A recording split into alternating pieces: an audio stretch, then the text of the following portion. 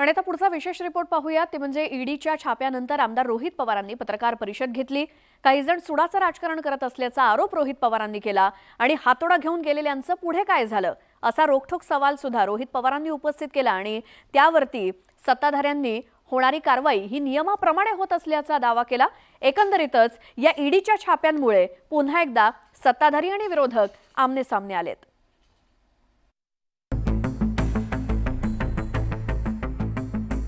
आमदार रोहित पवारांनी बारामती ॲग्रो कंपनीवर ईडीचे छापे पडल्यानंतर पत्रकार परिषद घेऊन त्यांची बाजू मांडली। ईडीला तपासात सहकार्य केल्याचं रोहित पवारांनी सांगितलं। मात्र सुरू असलेली कारवाई राजकीय आकाशातून सुरू असल्याचा गंभीर आरोप रोहित पवारांनी केला। हसन मुश्रीफ महायुतीच्या सरकारमध्ये सामील होण्यापूर्वी भाजपचे नेते किरीट सोमय्या यांनी मुश्रीफ यांच्या विरोधात मोहीम उघडली। कोल्हापूरला जाऊन किरीट सोमय्या मुश्रीफांच्या कारखान्यातल्या कथित घोटाळ्याचा उल्लेख करत होते। त्याचा संदर्भ देत रोहित पवारांनी भाजपवर निशाणा साधला।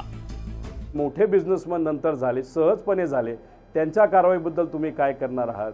एक कुठला तरी व्यक्ती ट्विट करतो, मी ह्याला सांगितलं त्याला सांगता, पूर्वीच्या ट्विटबद्दल काय झालं आणि जो हातोडा घेऊन जिथे जिथे गेले होते त्या हातोड्याचं काय झालं हे कुठंतरी ह्याला आपल्याला अभ्यास करावा लागेल आणि सामान्य लोक ह्या सगळ्या गोष्टी बघते।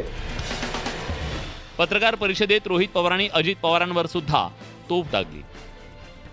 जर मी खरी चूक केली असती तर अजितदादांबरोबर त्यांच्याबरोबरच मी आता भाजपबरोबर जाऊन बसलो असतो, जे मी केलेलं नाही। कारण आमच्यासाठी विचार महत्त्वाचा आहे, महाराष्ट्र धर्म महत्त्वाचा आहे, महाराष्ट्राची अस्मिता महत्त्वाची आहे। आम्ही आमचा लढा तसाच कायम सुरू राहू। सत्ताधाऱ्यांनी ईडीच्या कारवाईचं स्वागत केलं। सरकारी यंत्रणांवर कोणताही दबाव नसून त्या निष्पक्षपणे काम करत असल्याचा निर्वाळा दिला। तसंच कर नाही तर डर कशाला असा सवाल सत्ताधाऱ्यांनी आमदार रोहित पवारांना विचारला। काय बच्चा आहे, बच्चाच्या बद्दल जास्त बोलायचं नसतं। त्याच्या प्रश्नाला मी उत्तर द्यावी एवढा काही तो मोठा झालेला नाही। माझे कार्यकर्ते प्रवक्ते देतील उत्तर। आमदार रोहित पवारांनी त्यांच्यावरच्या कारवाईला सामोरं जात असताना हातोड्याचा उल्लेख करत अजित पवारांसोबत गेलेल्या नेत्यांवर ईडीची कारवाई थांबली आहे याकडे लक्ष वेधलं।